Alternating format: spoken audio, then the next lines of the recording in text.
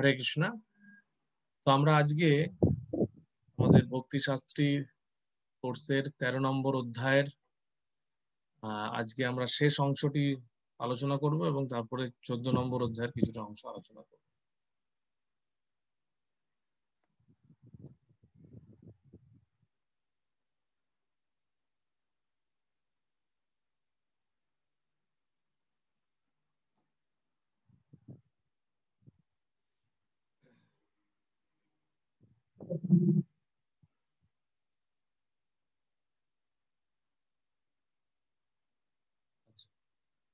তো আমরা আজকে 27 থেকে 35 13 নম্বর অধ্যায় আলোচনা করব। এই অংশটি হচ্ছে জ্ঞানচক্ষু সম্বন্ধীয়। এই অংশে ভগবান অর্জুনের প্রশ্নের উত্তর আর কিছু দিচ্ছেন না, কারণ অর্জুনের প্রশ্নের উত্তর আমরা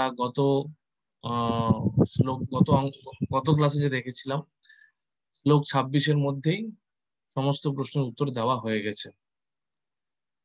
তা সেই জন্য এখন তিনি বলতে গেলে যাকে বলে উপসংহার টানছেন এই শেষ অংশে। হ্যাঁ, যে উপসংহার দিচ্ছেন যে সমস্ত যা কিছু এতক্ষণ আলোচনা করেছেন তার একটা সারাংশ দিচ্ছেন এবং তার একটা সারমর্ম তিনি ভগবান এখানে প্রদান করছেন, এবং যার মাধ্যমে আমাদের জ্ঞানচক্ষুর উন্মিলন ঘটবে। অজ্ঞানতিমিরান্ধস্য জ্ঞানাঞ্জন শলাকার। আমাদের এই জ্ঞানচক্ষু আমাদের আমাদের জাগরিত করার দরকার, তাহলে আমরা আমাদের অজ্ঞানতার অন্ধকার থেকে আমরা নিস্তার পাবো।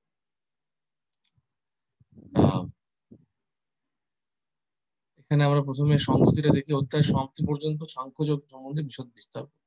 সাংখ্যযোগ বলে এখানে হচ্ছে জ্ঞান। সাংখ্যযোগ বলতে এখানে জ্ঞানের বিষয়ে করছে। কারণ আমরা এতক্ষণ যে আলোচনাটা করলাম সেটি হচ্ছে আমাদের এই অধ্যায়ের নামটি হচ্ছে প্রকৃতি পুরুষ বিবেক যোগ। বিবেক বলতে জ্ঞান। হ্যাঁ, আর জ্ঞান যোগের আরেকটি দিক হচ্ছে ক্ষেত্র ক্ষেত্রজ্ঞ সংযোগ। প্রথম শ্লোক 27 নম্বরে দেখা যাচ্ছে যে ক্ষেত্র ক্ষেত্রজ্ঞের সংযোগ। যাই শ্লোক 26, 13 নম্বর অধ্যায় শ্লোক 26। যাবৎ সংজায়তে কিঞ্চিৎ সত্যং স্থাবর জঙ্গমম ক্ষেত্র ক্ষেত্রজ্ঞ সংযোগাৎ তদ্বিদ্ধি ভারত ঋষভ। ভারতের গান। স্থাবর জঙ্গম যত জন্মেছে জন্মাবে ক্ষেত্র ক্ষেত্রজ্ঞের সংযোগ প্রভাবে। অনুবাদ: হে ভারত শ্রেষ্ঠ, স্থাবর জঙ্গম যা কিছু অস্তিত্ব আছে তা সবই ক্ষেত্র ও ক্ষেত্রজ্ঞের সংযোগ থেকে উৎপন্ন হয়েছে বলে জানবে। অর্থাৎ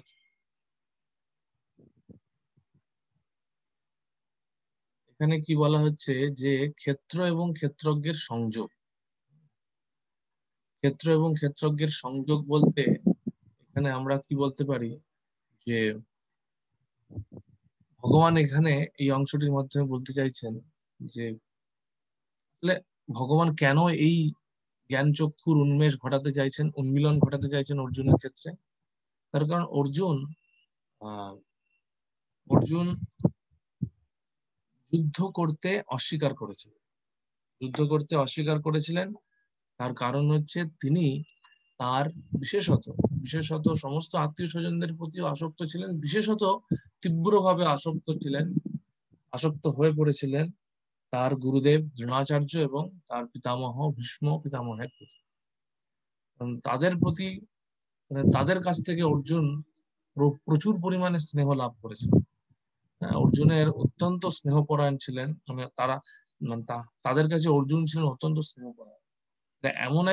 এমন দুইজন ব্যক্তিত্বকে হত্যা করার ক্ষেত্রে অর্জুন খুবই দ্বিধাগ্রস্ত হয়ে পড়েছিলেন এবং তিনি বলেছিলেন যে আমি যুদ্ধই করতে পারবো না।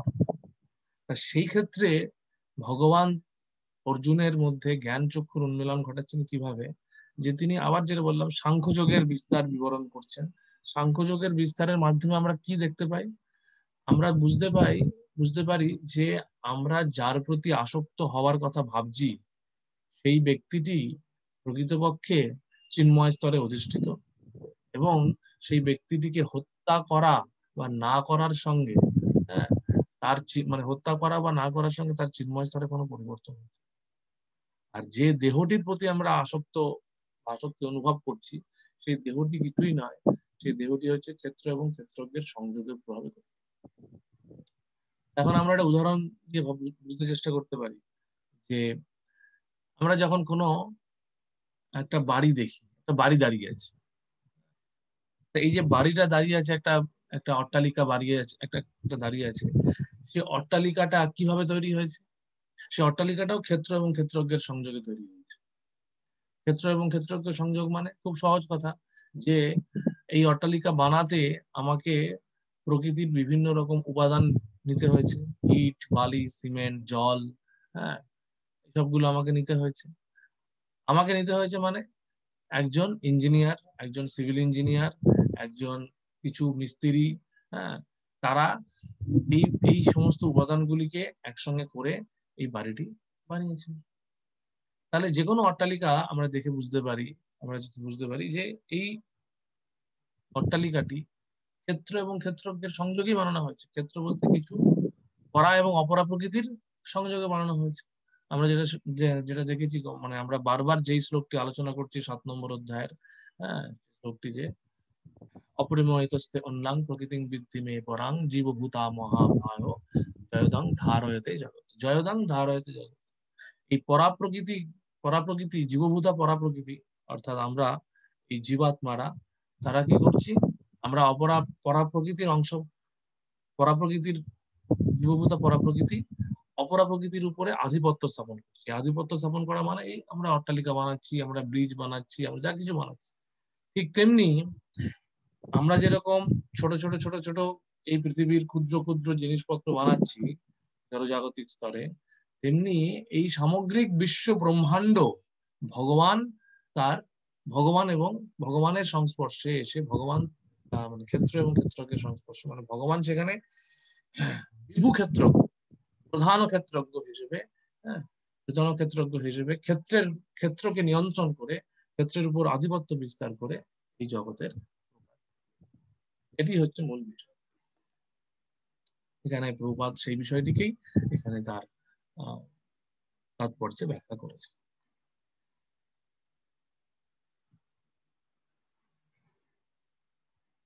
এখানে বুঝতে হবে যে এখানে আমরা নতুন কোন তত্ত্ব কিন্তু পাচ্ছি না। আমরা এখানে বিষয়টা যেটা বুঝতে হবে যে প্রথমে আমরা যেটা বলেছি, পূর্ববর্তী অধ্যায়ে যে সমস্ত বিষয়গুলি ভগবান বলেছেন, বিশেষ করে জ্ঞান সম্বন্ধীয়, সেই বিষয়গুলিকে তিনি এখানে আবার পুনরাবৃত্তি করছেন দার্ঢ্যের, মানে দৃঢ়তার জন্য, যাতে করে আমাদের মধ্যে সেই জ্ঞানের বিষয়গুলি সুদৃঢ় ভাবে আমাদের মধ্যে গেঁথে যায়। এটাই হচ্ছে মূল বিষয়। শ্লোক 8, সমং সর্বেষু ভূতেষু তিষ্ঠন্তং পরমেশ্বরম বিনশ্যৎসু অবিনশ্যন্তম যপশ্যতি সপশ্যতি। সেসব ভূতেতে সমস্থিত ভগবান দর্শন করিতে পারে কোন ভাগ্যবান। ভগবান অবিনশ্বর বস্তু তাহার ভিতরে, বিনশ্বর ধর্ম তিনি স্বীকার না করে। অনুবাদ: যিনি সর্বভূতে সমানভাবে অবস্থিত বিনাশশীল দেহের মধ্যে অবিনাশী পরমাত্মাকে দর্শন করেন, তিনি যথার্থ দর্শন করেন। অর্থাৎ এই যে ক্ষেত্রজ্ঞের সংযোগে গঠিত হয়েছে, এই বিষয়টা যিনি বুঝতে পারেন, এবং আমাদের এই যে বৃহত্তর, আমরা যেরকম কোনো একটি অট্টালিকাকে দেখলে একজন বিদগ্ধ ব্যক্তি যেরকম বুঝতে পারবে যে অট্টালিকাটির যে উপাদান দিয়ে তৈরি, সেগুলো নিজে নিজে তৈরি হয়ে যায়নি। এই অট্টালিকাটির পেছনে একজন আর্কিটেক্ট, একজন সিভিল ইঞ্জিনিয়ার, একজন, হ্যাঁ, কিছু রাজমিস্ত্রি, হ্যাঁ, তাদের অবদান আছে। ঠিক তেমনি আমরা যখন এই জগৎকে দর্শন করব, তখন আমাদের মধ্যে যেন সেই বোধটি আসে যে পরমাত্মা অর্থাৎ ভগবানের স্পর্শেই এই জড়জগৎ প্রকাশিত হয়েছে। জড়জগতের যা কিছু সৌন্দর্য, যা কিছু আমরা দেখছি, তা একমাত্র সম্ভব হয়েছে ভগবানের সঙ্গে এই জড় বস্তুর সংস্পর্শ। কিন্তু জড়জাগতিক দৃষ্টি থেকে মানুষেরা কি দেখে? তাদের মধ্যে এই দর্শন বোধ, বা এই যে সর্বভূতে এই যে দর্শন, পরমাত্মার দর্শন, ভগবানকে সমস্ত বস্তুর ভেতরে দর্শন করার মনোভাব বা দৃষ্টিশক্তি নেই।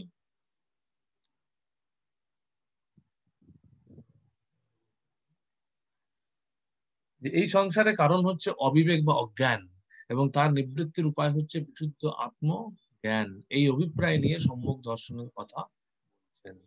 তাহলে এই প্রথমে তিনি একটি নীতি দিলেন, যে আমাদের আমাদের আমাদের সাংখ্যযোগের বিষয়টি উল্লেখ করলেন, এবং উল্লেখ করার পরে এই যে ক্ষেত্রজ্ঞের সংযোগে উৎপন্ন হয়েছে এই জগৎ, সেই বিষয়টাকে আমরা এবার কিভাবে প্রয়োগ করব, আমাদের দর্শনকে, আমাদের আমাদের আমরা যেভাবে এই জগৎকে দেখছি, এই দেখার জায়গাটাকে আমরা উন্নত করব।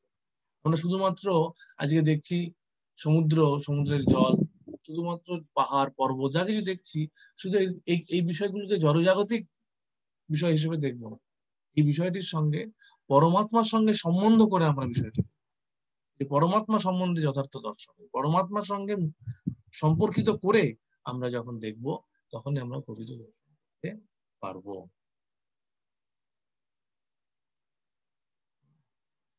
সাধু সঙ্গের প্রভাবে যিনি দেহি, অর্থাৎ এখানে আরেকটা কি হচ্ছে, সর্বভূতে সমানভাবে অবস্থিত বিনাশশীল দেহ, সর্বভূতে সকলের মধ্যে যে পরমাত্মা অবস্থান করছে সেটা।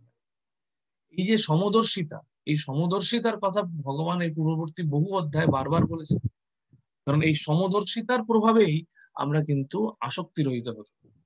অর্জুনকে বিশেষ করে এই বিষয়টি এই জন্যই তিনি বারবার বলছেন যে তুমি সকলের মধ্যে সমানভাবে দেখো, আলাদা করে ভীষ্ম পিতামহকে পিতামহের প্রতি আসক্ত হওয়ার কোনো প্রয়োজনীয়তা নেই, কারণ সকলের মধ্যেই পরমাত্মা রয়েছে। এবং এর মাধ্যমেই কিন্তু আমরা সমস্ত রকম বিভেদ থেকে যেরকম উত্তীর্ণ হতে পারবো, আমাদের মধ্যে ভেদ বুদ্ধি রহিত হব।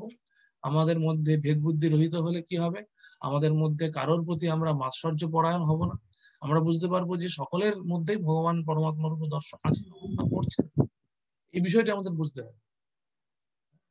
এই বিষয়টি যতক্ষণ না আমরা বুঝবো, ততক্ষণ কিন্তু আমাদের মধ্যে ভেদ বুদ্ধি, এবং ভেদ বুদ্ধি থেকে আমাদের মধ্যে দেশ বিদ্বেষ, রাগ অনুরাগ, এই ধরনের দ্বন্দ্বের মধ্যে আমরা থাকবো, এবং যার ফলে আমরা কখনোই আধ্যাত্মিক স্তরে উত্তীর্ণ হতে পারবো।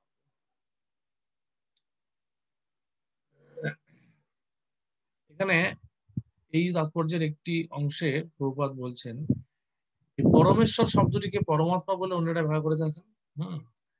দুটি ক্ষেত্রেই হ্যাঁ, এখানে বলছেন পরমেশ্বর এই সংস্কৃত শব্দটিকে কখনো কখনো জীবাত্মা বলে অনুবাদ করা হয়, কারণ আত্মা হচ্ছেন দেহের প্রভু, এবং দেহের বিনাশের পরে সে অন্য একটি রূপ গ্রহণ করে।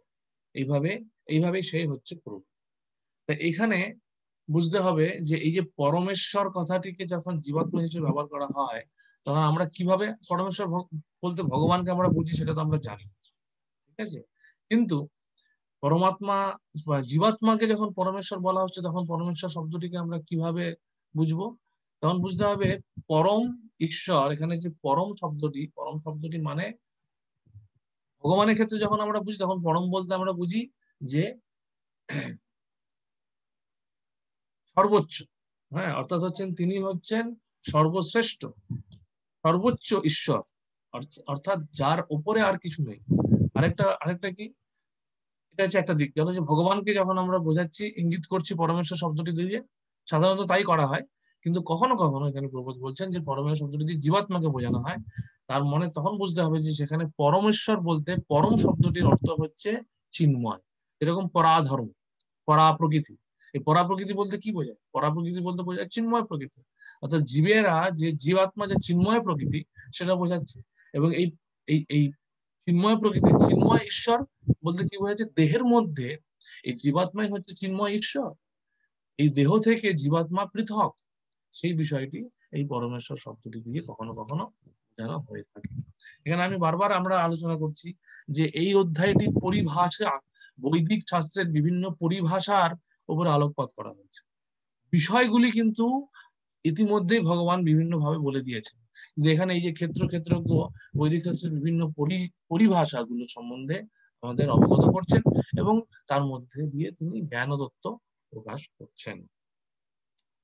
এটা বুঝতে হবে। এবং এখানে যে বিনাশশীল, এই যে অর্জুন ভাবছে কি আমি যুদ্ধ করে আমি যদি হত্যা করি, আমি আমার পিতামহকে হত্যা করব, আমি আমার আহ গুরুদেবকে দ্রোণাচার্যকে হত্যা করব। যেখানে বলছেন যে পরমাত্মা এবং জীবাত্মা উভয়ই থাকেন, তারা কখনোই বিনাশপ্রাপ্ত হন না। এইভাবেই যিনি দর্শন করতে পারেন তিনি প্রকৃতপক্ষে কি ঘটছে তা বুঝতে পারেন। প্রভুপাদ আগে বলেছেন শুধুমাত্র দেহের পরিবর্তন হচ্ছে, দেহের বিনাশ ঘটছে। আমাদের দেহটাকে বলা হচ্ছে, প্রভুপাদ বলছেন বাসাংশী জীর্ণানি যথাপি হায়, অর্থাৎ একটি পোশাকের মতো এই পোশাকের পরিবর্তন হচ্ছে, আর কিছুই না। কিন্তু প্রকৃতপক্ষে জীবাত্মা বিনাশ হয় না। কারণ জীবাত্মা হচ্ছেন, জীবাত্মাও পরমেশ্বর। জীবাত্মা পরমেশ্বর বলতে কি বোঝাচ্ছে, জীবাত্মা চিন্ময়, দেহ হতে চিন্ময়। এই হচ্ছে একটি, হচ্ছে এই শ্লোকের এই হচ্ছে মূল বিষয়। শ্লোক 29, সম্যং পশ্যন হি সর্বত্র সমবস্থিতম ঈশ্বরম নহিন্নস্ত আত্মনা আত্মনাং ততো যাতি পরাং গতিম। সকলেরও মধ্যে সম থাকেন ঈশ্বর, দেখিতে সমর্থ হয় যেই তৎপর, যে আত্মাকে অধঃপাত কভু নাহি করে, কুপথগামী সে দুষ্ট মনদারে। অনুবাদ, যিনি সর্বত্র সমভাবে অবস্থিত পরমাত্মাকে দর্শন করেন, তিনি কখনো মনের দ্বারা নিজেকে অধঃপতিত করেন না। এইভাবে তিনি পরম গতি লাভ করেন। প্রসঙ্গটা আমরা বুঝে নেব একবার।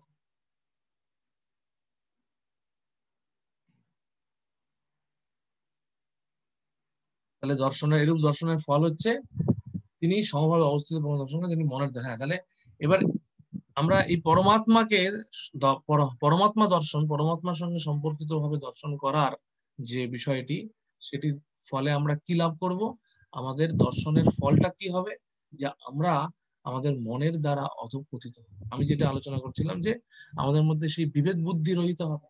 আমরা কারোর প্রতি ভেদ বুদ্ধি, আমাদের আমাদের অধঃপতনের কারণ কি, আমরা ভেদ বুদ্ধির দ্বারা চালিত হই।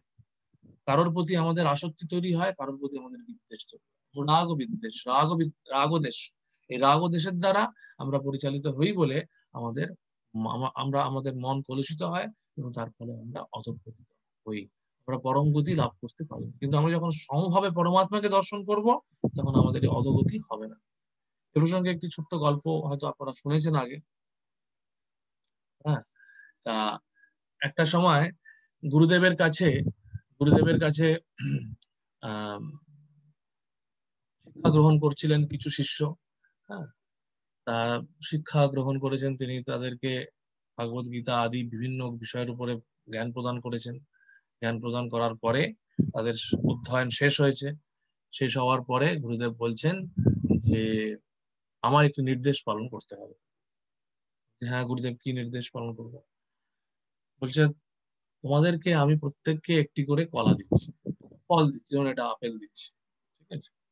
এবার সেই আপেলটি তোমাদেরকে গ্রহণ করতে হবে, ভক্ষণ করতে হবে এমন ভাবে যাতে করে কেউ তোমাকে দেখতে না পায়, এমন ভাবে ভক্ষণ করতে হবে যাতে কেউ দেখতে না পায়। সবাই বলছে ঠিক আছে, তো আর কি অসুবিধা। তাই এবার সকলে চলে গেছে। তোমাদেরকে একদিন সময় দেওয়া হলো, তোমরা পরের দিন এসে আমাকে জানাবে যে তোমরা কিভাবে, কিভাবে ভক্ষণ করো। ঠিক আছে, সবাই চলে গেছে। পরের দিন ফিরে এসছে সবাই, সবাই ফিরে এসছে, দেখছে সবার হাতে, কারোর হাতে কোনো ফল নেই। একজন ছাত্রের হাতে দেখছে ওই যে ফলটা যেমন দিচ্ছে সে তেমনই নিয়ে চলে এসেছে। সবাই হাসাহাসি করছে, গুরুদেব তখন আসেনি, ক্লাসে আসেনি। ঠিক রে, তুই ভক্ষণ করিসনি? বলছে যে না আমি করিনি। কি রে, তুই তাহলে তো গুরুদেবের নির্দেশই পালন করলি না। হ্যাঁ, বলছে যে না আমি কি করবো, আমার হয়তো গুরুদেব আজকে আমাকে তিরস্কার করবেন। তখন বাকিরা বলছে আমরা তো খেয়ে নিয়েছি, কোনো অসুবিধাই নেই, কাউকে দেখাইনি, কেউ দেখতে পাইনি আমরা আমরা যখন খেয়েছি। তা গুরুদেব এসছেন, গুরুদেব সবাই জিজ্ঞেস করছেন হ্যাঁ কি ব্যাপার, তোমরা সবাই খেয়ে নিয়েছো, বাহ, তোমাদের সবাই তাহলে খেয়ে নিতে পেরেছো, বাহ, খুব খুব ভালো, ভেরি গুড। হ্যাঁ, তোমার কি ব্যাপার, তোমার হাতে তোমার ফলটা রয়ে গেছে, তুমি খেতে পারোনি? বলছে না আমি খেতে পারিনি। তখন গুরুদেব জিজ্ঞেস করছেন দাঁড়াও, তোমাদের মধ্যে বলো তোমরা কিভাবে খেয়েছো। কে বলছে কেন? আমি চলে গেলাম একটা পাহাড়ের গুহা, একজন ছাত্র বলছে পাহাড়ের গুহার ভেতরে অন্ধকারে প্রবেশ করলাম, প্রবেশ করে কেউ এদিক ওদিক দেখলাম কেউ নেই, আমি ফট করে ফলটা খেয়ে নিলাম। একজন বলছে আমি কি করলাম, আমি দিনের বেলায় খাইনি, রাতের অন্ধকারে, হ্যাঁ, সবাই যখন ঘুমিয়ে পড়েছে তখন আমি খেয়েছি। একজন বলছে আমি জলের তলায় চলে গেছি, জলের তলায় চলে গেছি, সেইখানে গিয়ে আমি খেয়েছি, কেউ আমাকে দেখতে পায়। এরকম হয়, বিভিন্ন জন বিভিন্ন ভাবে বলেছে। সবার শোনার পরে গুরুদেব এবার জিজ্ঞেস করছেন ওই ছাত্রকে, "তো তোমার কি ব্যাপার, সবাই তো এভাবে খেয়ে নিল, তুমি খেতে পারলে না কেন?"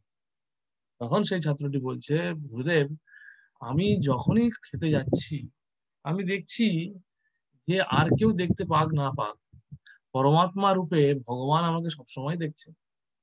আমি জঙ্গলে যাই, বনে যাই, পাহাড়ে যাই, গুহায় যাই, অন্ধকারে যাই, আমি যখনই যাই, যেখানেই যাই না কেন, পরমাত্মার দর্শন থেকে তো আমি মুক্ত হতে পারছি না।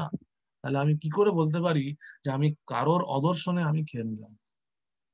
তখন গুরুদেব বললেন, এই হচ্ছে প্রকৃত শিক্ষা, তুমি প্রকৃতপক্ষে এই বিষয় বুঝতে পারবে।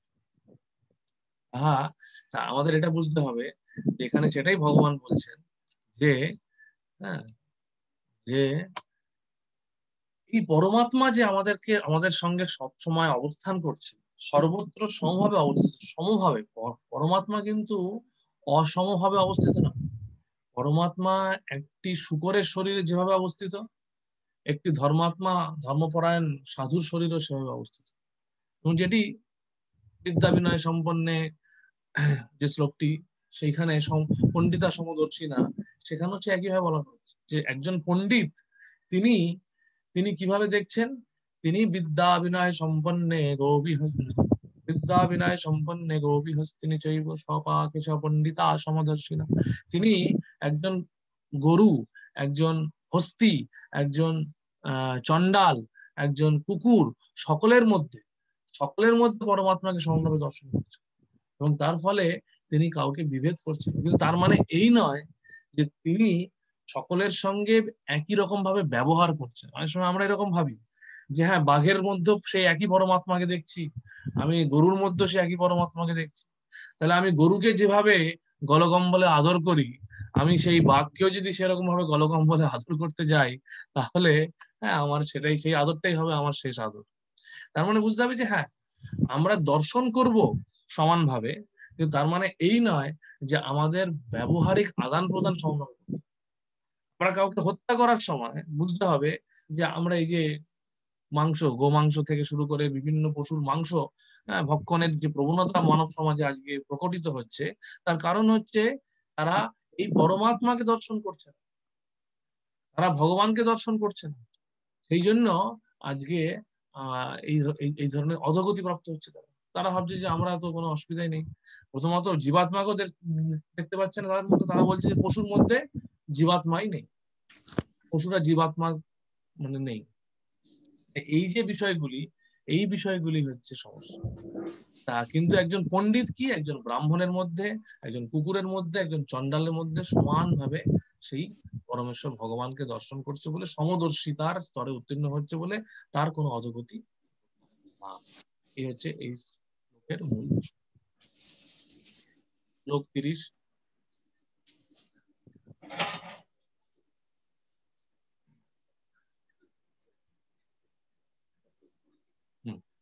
শ্লোক 30 হচ্ছে, প্রকৃতৈব চ কর্মাণি ক্রিয়মাণানি সর্বশ যপশ্যতি তথাত্মনম যপশ্যতি তথা আত্মনম অকর্তারম সপশ্যতি। প্রকৃতি প্রদত্ত দেহ ইন্দ্রিয়াদি দ্বারা প্রকৃতি সাধে কর্ম জীবের সে সারা, কিন্তু আত্মতত্ত্ব জীব কিছু নাহি করে, যাহার দর্শন সেই সে দেখিতে পারে। যিনি দর্শন করেন যে দেহের দ্বারা কৃত সমস্ত কর্মই প্রকৃতির দ্বারা সম্পাদিত হয়, আত্মা হচ্ছে অকর্তা, তিনি যথাযথভাবে দর্শন করেন। তা এখানে কি বলতে চাইছেন? তাহলে এখানে বলতে চাইছেন যে যিনি দর্শন করেন যে দেহের দ্বারা কৃত সমস্ত কর্মই প্রকৃতির দ্বারা সম্পাদিত হয়, প্রকৃতে ক্রিয়মাণানি গুণই কর্মসু সর্বস্ব অহংকার বিমূঢ়াত্মা কর্তাহং ইতি মন্যতে। সেই একই শ্লোক, সেই একই বিষয়টি এখানে আবার বলছে। কিন্তু এখানে আমরা অবশ্যই জানি, আমরা এর পরবর্তী ক্ষেত্রে দেখবো, পরবর্তী অধ্যায় আছে যে হ্যাঁ, আত্মা যদিও অকর্তা, আত্মা নিজে কিছু করছে না, কিন্তু তার মানে আত্মার দায়িত্ব এড়াতে পারে না। তার কারণ হচ্ছে প্রকৃতি যে সমস্ত ঘটনাগুলি ঘটাচ্ছে, সমস্ত ঘটনাগুলি প্রকৃতি ঘটাচ্ছে আত্মার কামনা বাসনার উপর। আত্মা কার্যকারী ভাবে কিছু করতে পারছে না, কিন্তু আত্মা তার ইচ্ছা শক্তি, আত্মার বাসনা অনুযায়ী সেটা হচ্ছে।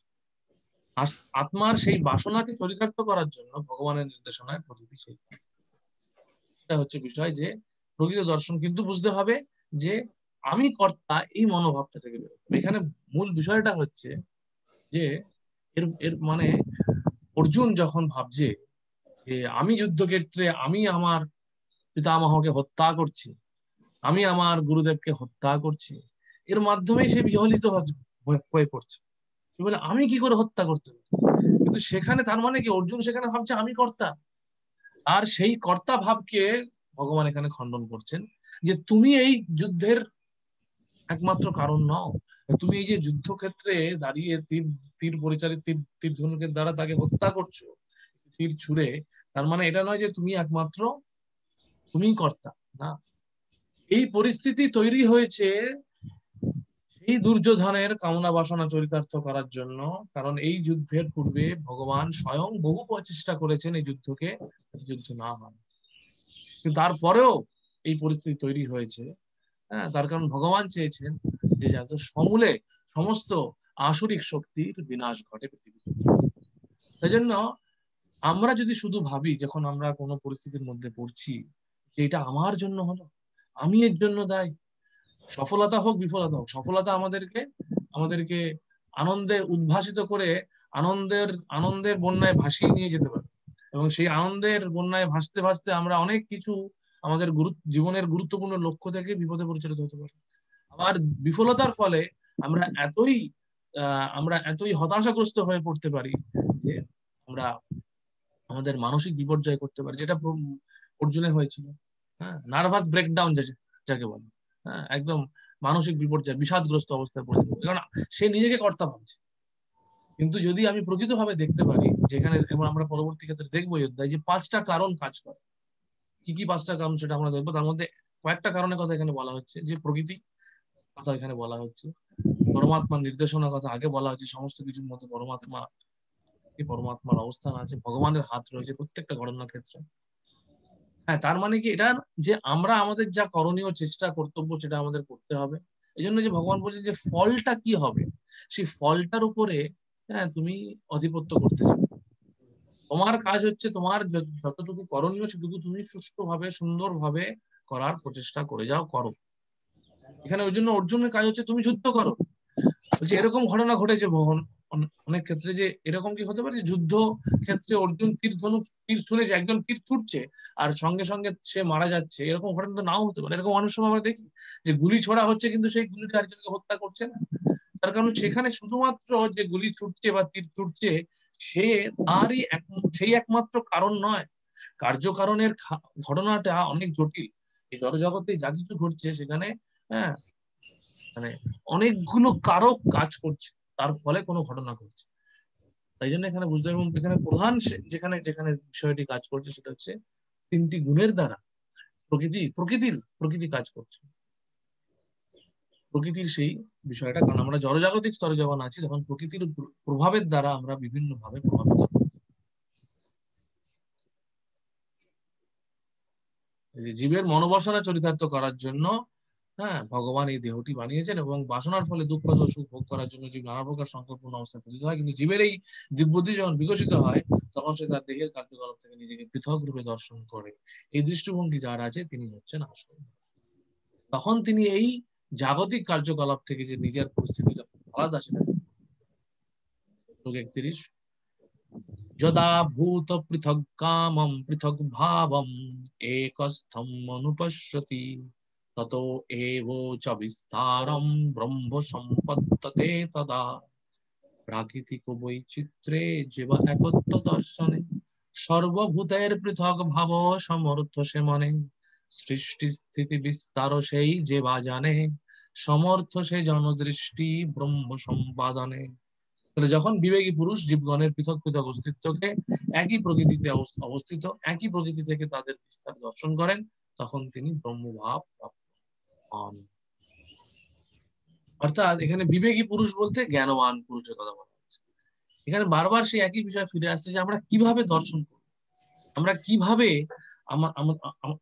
আমাদের আমাদের বিভিন্ন আমাদের দ্বারা কৃত বিভিন্ন কার্যকলাপ কিভাবে দর্শন করব, আমরা বিভিন্ন জীবকে কিভাবে দর্শন করব, আমরা পরমাত্মাকে কিভাবে দর্শন করব, আমরা এই জগৎকে কিভাবে দর্শন করব। সুতরাং আমাদের সবকিছুকে দর্শন করবো আমরা স্থূল দৃষ্টি দিয়ে। যেটা দেখতে পাই সেটাই যে শেষ কথা নয়, সেই বিষয়টা এখানে বোঝা। সুতরাং আমাদের এই জড় দৃষ্টি থেকে উন্নত হয়ে দিব্য দৃষ্টি বা জ্ঞান দৃষ্টি স্তরে উত্তীর্ণ হতে, বা শাস্ত্র চক্ষু বা জ্ঞান চক্ষু স্তরে আমাদের শাস্ত্রের চক্ষু দিয়ে যখন আমরা দর্শন করি, তখন আমরা প্রকৃত দর্শন করতে পারবো। এখানে সেখানে সেটাই বলা হচ্ছে যে এই যখন বিবেকী পুরুষ জীবগণের পৃথক পৃথক অস্তিত্ব একই প্রকৃতিতে অবস্থিত এবং একই প্রকৃতি থেকে তাদের বিস্তার দর্শন করেন, তখন ব্রহ্মভাব। বিষয়টা মানেটা কি? মানে হচ্ছে জীব যখন, বিবেকী পুরুষ যখন বিভিন্ন জীবের অস্তিত্ব, বিভিন্ন প্রকার যে অস্তিত্ব এখানে আছে, 84 লক্ষ জনই আমরা জানি প্রকৃতিতে জীব আছে, তো তাদের বুঝতে হবে যে সেখানে যে আত্মার প্রকৃতি কিন্তু একই। আত্মার প্রকৃতি কিন্তু প্রত্যেকের মধ্যে কিন্তু আত্মা সেই চিন্ময় আত্মা। এরকম নয় যে পশুদের মধ্যে আত্মা বলে কিছুই নেই, হ্যাঁ, আর একমাত্র মানুষেরই আত্মা আছে, বা পশুদের আত্মা আর আমাদের আত্মা আলাদা, পশুদের আত্মা জড় আত্মা আর আমাদের আত্মা চিন্ময় আত্মা। হ্যাঁ, এরকম বিষয়টা নয়। বা আমরা হচ্ছি মানে উন্নত আত্মা, পশুরা হচ্ছে অনুন্নত আত্মা, তা না। চেতনার পার্থক্য হচ্ছে, কিন্তু আত্মার যে চিন্ময় স্থিতি তার কিন্তু কোনো পরিবর্তন হচ্ছে না। কি হচ্ছে? আত্মা যখন সেই বিভিন্ন বিভিন্ন ক্ষেত্রের সংস্পর্শে আসছে, তখন তার চেতনাটা বিকৃত হচ্ছে, চেতনার বিকার ঘটছে ক্ষেত্রের, যেটা আমরা দেখেছি আগে। সুতরাং সেইখানে সে কিন্তু আত্মার বিকার ঘটছে, সেই সমদর্শিতার জায়গাটিতে আবার এখানে বলছে তখনই জীব ব্রহ্মভাব প্রাপ্ত হবে। কিন্তু এই যে দর্শনটা, এই দর্শনটা কিন্তু একমাত্র করতে পারেন মহাভাগবত যারা ভক্ত, তারাই এই প্রকার দর্শন করতে পারে।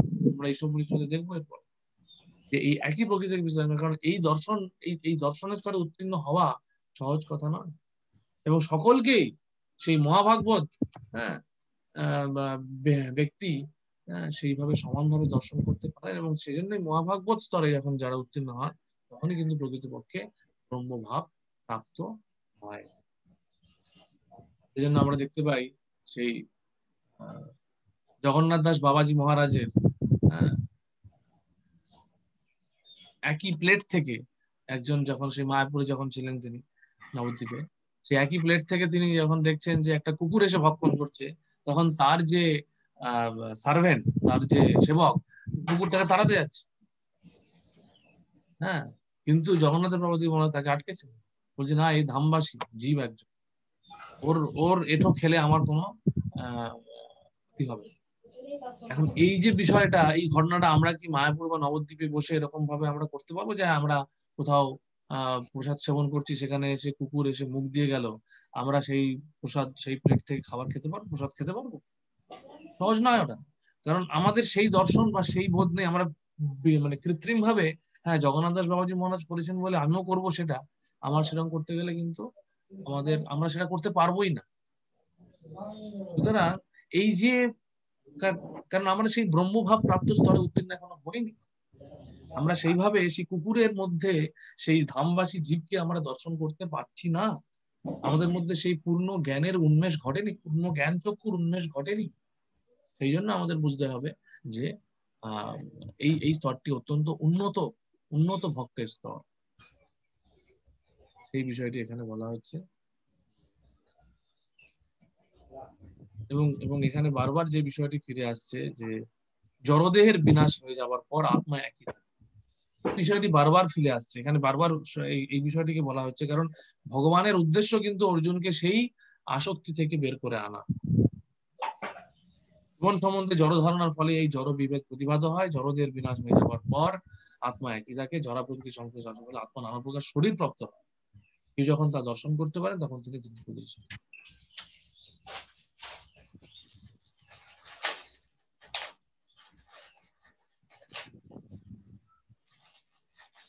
এবার এখানে কি বলছেন, এই যে এখানে দর্শনের ফল আমরা এখানে শুভ অশুভ কর্মের কর্তা আত্মাতে সমান ভাবে সমভাব কেমন করে হয়, এরূপ প্রশ্ন আশঙ্কা করে তার উত্তরে ভগবান বলছেন, জীবাত্মা প্রকৃতি সম্বন্ধে যিনি দর্শন করে যে দেহের দ্বারা কৃত সমস্ত কর্মই প্রকৃতির দ্বারা সম্পাদিত হয় এবং আত্মা হচ্ছে অকর্তা, তিনি দর্শন। অর্থাৎ এখানে এই যে আমরা গত শ্লোকে আলোচনা করলাম, গত শ্লোকটাতে যে কেন আহ জীবাত্মা এই কর্ম থেকে আলাদা, তার এই কর্ম থেকে আলাদা, তার কারণ হচ্ছে যে প্রকৃতির দ্বারা সম্পাদিত হচ্ছে বেশিরভাগ কর্ম।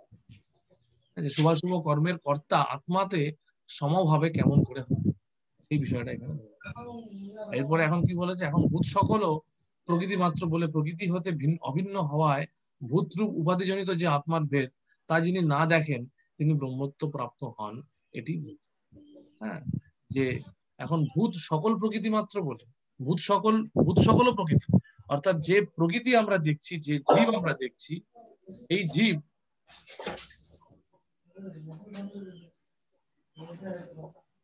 আমরা যে প্রকৃতি দেখছি,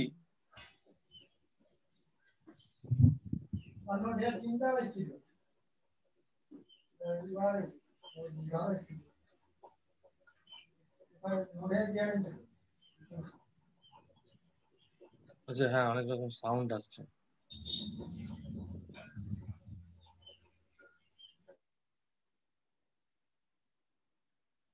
তো এই ভূত সকল প্রকৃতি মাত্র বলে প্রকৃতি হতে অভিন্ন হওয়ায় ভূতরূপ উপাধিজনিত যে আত্মার ভেদ, অর্থাৎ আমরা দেহাত্ম বুদ্ধিতে আক্রান্ত হয়ে যে ভেদ দর্শন করি, সেই ভেদ থেকে মুক্ত হওয়ার জন্যই এই শ্লোকটি হচ্ছে। যখন অবিবেকী পুরুষ জীবগণের পৃথক পৃথক অস্তিত্বকে একই প্রকৃতিতে অবস্থিত, একই প্রকৃতি বলতে এই প্রত্যেকটি জীবই আত্মার স্তরে অবস্থিত, প্রত্যেকটি জীবাত্মাই হচ্ছে চিন্ময় স্তরে অবস্থিত।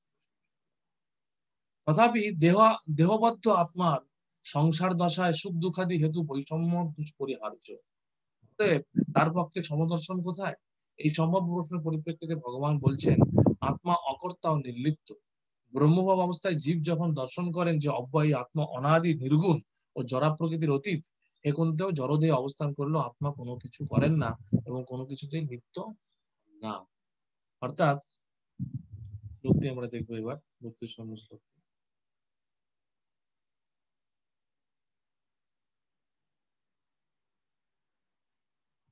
অনাদিত্যাৎ নির্গুণাত্মাৎ পরম আত্মা, অনাদিত্যাৎ নির্গুণাত্মাৎ পরমাত্মা অয়ম অব্যয়ম শরীরস্থপি কুন্দেয় ন করতি ন লিপ্যতে।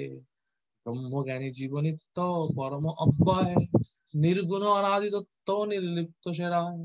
ব্রহ্মভাব অবস্থায় জীব তখন দর্শন করেন যে অব্যয়ী আত্মা অনাদি নির্গুণ ও জড়া প্রকৃতির অতীত। আমরা এই বিষয়টা আগেই দেখেছি। হ্যাঁ, যখন 13 নম্বর শ্লোকেই ভগবান বলছেন জীবাত্মা সম্বন্ধে এই এই এই এই একই বিষয়ের পুনরাবৃত্তি হচ্ছে এখানে আবার, যে আত্মা অনাদি, আত্মার কোনো আদি নেই, আত্মা এই কার্যকারণের অতীত এবং ভগবানের আশ্রিত, এবং জড়দেহে অবস্থান করলেও আত্মা কোনো কিছু করে না এবং কোনো কিছুতে লিপ্ত হয়। অর্থাৎ এখানে কি বলতে চাইছেন, যে ব্রহ্মভাব অবস্থায় জীব যখন দর্শন করছে, যখন সেই ব্রহ্মজ্ঞানী জীব মানে যেটা ওই সংগতিতে বলা হয়েছে, যেটা যে জীব যদিও কর্তা মানে কাজ করছে না, কিন্তু জীবের মধ্যে সেই সেই বিভিন্ন রকম ঘাত প্রতিঘাতকে সে সহ্য করতে হচ্ছে। এখানে যেটা বলা হলো যে তথাপি দেহে আবদ্ধ আত্মার সংসার দশায় সুখ দুঃখাদি হেতু বৈষম্য দোষ করে যাচ্ছে। অর্থাৎ সে যতক্ষণ এই দেহে আবদ্ধ হয়ে আছে, ততক্ষণ সে সুখ দুঃখ এই প্রকার বিভিন্ন রকম দ্বন্দ্বের দ্বারা প্রভাবিত হচ্ছে, এবং দ্বন্দ্বের দ্বারা প্রভাবিত হওয়ার ফলে তার পক্ষে সমদর্শন কি করে সম্ভব? আমরা দেখতে পাচ্ছি যে কেউ বেশি দুঃখ প্রাপ্ত হচ্ছে, কেউ খুব সুখে আছে। হ্যাঁ, কারোর কেউ প্রচুর সফলতা অর্জন করছে, কেউ বিফলতা অর্জন করছে। তাহলে আমরা কিভাবে এই বিষয়টা বুঝতে পারবো? তখন তো আমাদের মনে হবে যে যে ওই একজন সফল আত্মা, এ একজন বিফল আত্মা, হ্যাঁ, ও একজন সুখী আত্মা, একজন দুঃখী আত্মা। কিন্তু সেখানে সেই বিষয়টা বুঝতে গেলে আমাদের কি করতে হবে, যে ভগবান বলছেন যে ব্রহ্মভাব অবস্থায় জীব তখন দর্শন করেন যে অব্যয় আত্মা অনাদি নির্গুণ জড়া প্রকৃতির অতীত, হে কুন্ত জড় দিয়ে অবস্থান করলো, আত্মা কোনো কিছু করে না এবং কোনো কিছু লিপ্ত হয় না। জীবাত্মার এই এই অকর্তা পরিস্থিতি বা নির্লিপ্ততা, অকর্তৃত্বতা, এই বিষয়টি যখন আমরা বুঝবো যে জীবাত্মা প্রকৃতপক্ষে এখানে কিছু কাজ করছে না, এখানে প্রকৃতিরই অবদান, যেটি আগেও ভগবান বললেন যে প্রকৃতি তাকে কি করাচ্ছে, তখনই সে প্রকৃত দর্শন করতে পারবে এবং তখন সে এই সমদর্শনটা বুঝতে পারবে যে আমাদের যে সুখ দুঃখাদি যে দ্বন্দ্বের যে প্রভাব, সেটি হচ্ছে কি, সেটি হচ্ছে ক্ষেত্রের প্রভাবে চেতনার বিকার, চেতনার বিকার করছে, কিন্তু ক্ষেত্রজ্ঞের কোনো বিকার করছে না। ক্ষেত্রজ্ঞ কিন্তু একই পরিস্থিতিতে থাকছে, চিন্ময় পরিস্থিতিতে থাকছে, ক্ষেত্রজ্ঞ সেখানে প্রভাবিত হচ্ছে। ক্ষেত্রজ্ঞের সেই সেই প্রকৃতপক্ষে ক্ষেত্রজ্ঞের অবদান সেখানে কিন্তু নেই। ঠিক আছে,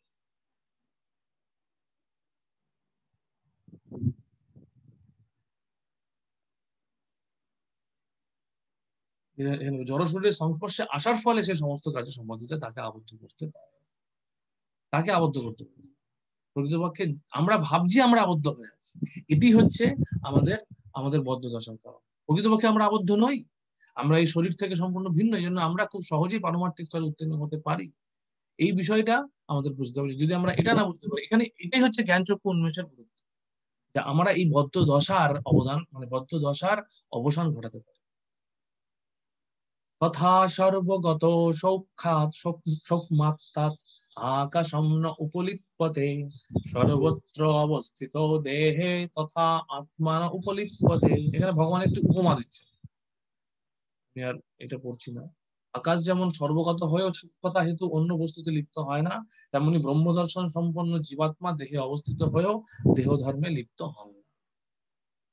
সুতরাং এখানে খুব সহজ ভাবে মানে ভগবান একটি উদাহরণ দিচ্ছেন যে জল, কাদা, বিষ্ঠা আদি সবকিছুতেই বায়ু প্রবেশ করে, কিন্তু তাহলেও কোনো কিছুর সঙ্গে বায়ু মিশ্রিত হয় না। তেমনি জীবাত্মা যদিও নানা প্রকার শরীরে অবস্থান করেন, তবুও তার সূক্ষ্ম প্রকৃতির প্রভাবে সে সবকিছু থেকে পৃথক থাকে। তাই জীবাত্মা যে কিভাবে এই শরীরের সঙ্গে যুক্ত থাকে এবং শরীরের বিনাশের পর সে যে কিভাবে এই শরীর থেকে চলে যায়, তা জড়চক্ষু দিয়ে দর্শন করা সম্ভব নয়, জড়বিজ্ঞানের মাধ্যমে কেউই তা বিশ্লেষণ। তাহলে এই যে জীবাত্মার যে এই যে পরমেশ্বরত্ব, পরমেশ্বরত্ব বলতে এখানে কি, জীবাত্মার এই চিন্ময়ত্ব, জীবাত্মা যে এই দেহ থেকে সম্পূর্ণ চিন্ময় একটি স্তরে আছে, সেটা আমরা সহজে বুঝতে পারি না, কারণ এটি অত্যন্ত সূক্ষ্ম বিষয়। সেটা বিষয়টা কিরকম ভাবে ভগবান বলছেন যে আকাশ যেমন সর্বগত হয়েও সূক্ষ্মতা হেতু অন্য বস্তুতে লিপ্ত হয়, তেমনি ব্রহ্ম দর্শন সম্পন্ন জীবাত্মা দেহে অবস্থিত হয়েও দেহ ধর্মে লিপ্ত হয় না। অর্থাৎ এখানে আকাশটাকে বলা হচ্ছে হ্যাঁ দেহের মতন, আর জীবাত্মাকে বলা হচ্ছে বায়ুর মতন। যেখানে যেভাবে আকাশের সঙ্গে আকাশের দ্বারা আবদ্ধ হয়ে আছে বায়ু, কিন্তু তার মানে এটা নয় যে সে আকাশের সঙ্গে এক হয়ে গেছে। বায়ু একটি তত্ত্ব, আকাশ একটি তত্ত্ব। বায়ু একটি বস্তু, একটি একটি একটি উপাদান তত্ত্ব, আকাশ একটি আলাদা উপাদান তত্ত্ব। তেমনি জীবাত্মা সম্পূর্ণ চিন্ময় তত্ত্ব, আর দেহ হচ্ছে জড় তত্ত্ব। এই দুটি কখনো এক হয়ে যায় না, দুটি আলাদাই থাকে। আমরা আমাদের বিকৃত চেতনার প্রভাবে আমরা ভাবি যে দুটো এক হয়ে আছে, এবং এটাই হচ্ছে বদ্ধতা। আমরা ভাবছি যে আমি এই দেহে আবদ্ধ হয়ে আছি, কিন্তু প্রকৃতপক্ষে আমি এই দেহ থেকে সম্পূর্ণ ভিন্ন। এই দর্শনটা আমাদের যতক্ষণ না করবো, ততক্ষণ কিন্তু আমরা ব্রহ্ম দর্শন, ব্রহ্মভূত পর্যায়ে উত্তীর্ণ হতে না, ব্রহ্মভাব প্রাপ্ত হতে।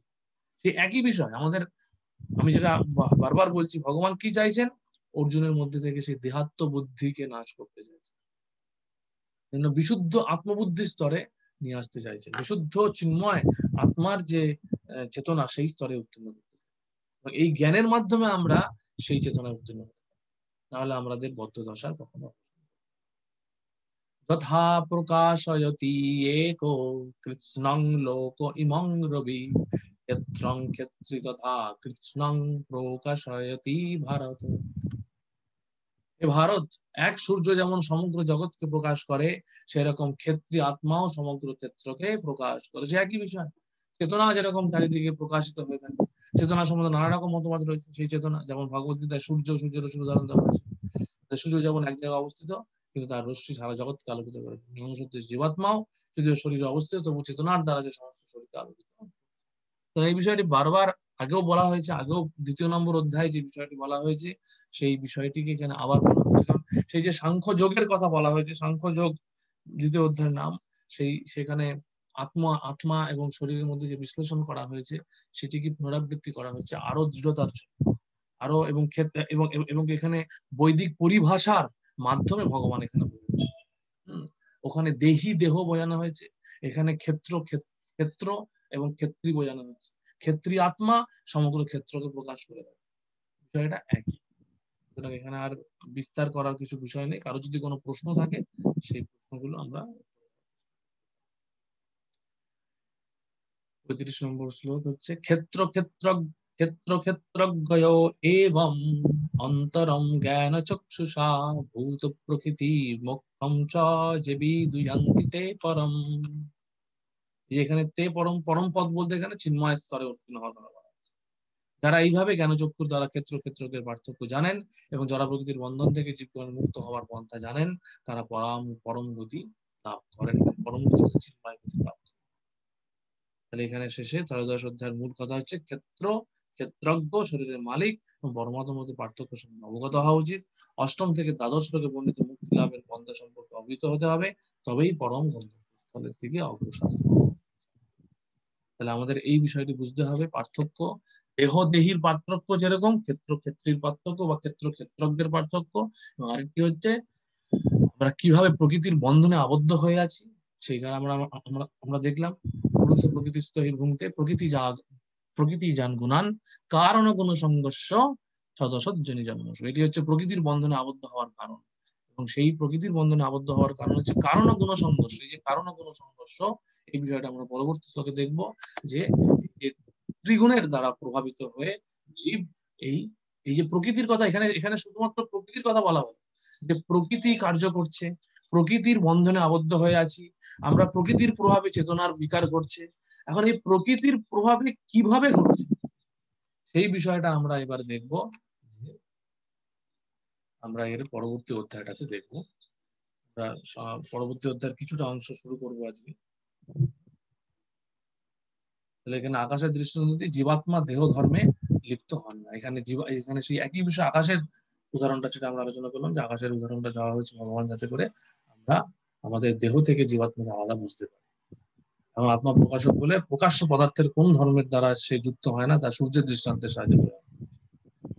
সূর্যের দৃষ্টান্ত জীবাত্মা প্রকাশক হলো সূর্য যেমন সমুদ্র জগৎ প্রকাশ করে, সেরকম ক্ষেত্রে আমাকে আত্মা সময় ফলশ্রুতি কি, যারা এইভাবে জ্ঞানচক্ষুর দ্বারা, এটি শেষ শ্লোকটি হচ্ছে ফলশ্রুতি, যে ক্ষেত্রজ্ঞের পার্থক্য জানেন, জড় প্রকৃতির বন্ধন থেকে জীবনে মুক্ত হওয়ার জানেন। উপসংহারে বলছেন বিশ্বনাথ চক্রবর্তী ঠাকুর, ক্ষেত্রজ্ঞদয়ের মধ্যে ক্ষেত্র ধর্মভোগী জীবাত্মা বদ্ধ এবং জ্ঞানোদয় মুক্ত। এটি হচ্ছে এই 13 অধ্যায়। ক্ষেত্রজ্ঞদয়ের মধ্যে ধর্মভোগী জীবাত্মা বদ্ধ এবং জ্ঞানোদয় মুক্ত। যতক্ষণ না এই ক্ষেত্রজ্ঞের মধ্যে পার্থক্য নিরূপণ করতে পারছি, ততক্ষণ আমরা বদ্ধ থাকবো। আমরা ধর্মকে ধর্ম অর্থ কাম ও মোক্ষ মাধ্যমে ভোগ করবো, ততক্ষণ আমরা বদ্ধ থাকবো। কিন্তু আমরা যখন সেই জ্ঞানোদয় হবে, তখন আমরা স্বরূপে না অবস্থিত হবো, যখন আমরা স্বরূপ উপলব্ধি করবো, বুঝতে হবে যে আমরা এই ক্ষেত্র নই। আমরা যেমন একজন খেলোয়াড় ক্রিকেট খেলছে, ক্রিকেট খেলতে খেলতে সে ভাবছে সে ক্রিকেটার, সে ক্রিকেটার ভাবছে, মানে সে ক্ষেত্রের সঙ্গে সম্পর্কিত হয়ে তার একটি আইডেন্টিটি বা তার একটি স্বরূপকে নির্ধারিত করছে। আমরাও তেমনি এই ক্ষেত্রের সংস্পর্শে থাকতে থাকতে আমরা ভাবি যে আমরা বুঝি এই ক্ষেত্রের সম্পর্কে সম্পর্কিত একটি জীব। আমরা বুঝতে পারি না যে আমরা এই ক্ষেত্র থেকে সম্পর্কিত। কুকুর সে ভাবছে কুকুর, দেহটার মাধ্যমে তাকে ভাবা যায়। যেরকম একজন আমরা যখন অটো বা টোটোতে উঠি, আমরা বলি অটো চলে আয়, অটো অটো অটো দাঁড়া, এরকম যেই বলি যখন দাঁড়িয়ে পড়ে, কিন্তু আমরা কি অটোকে দাঁড়াতে বলছি?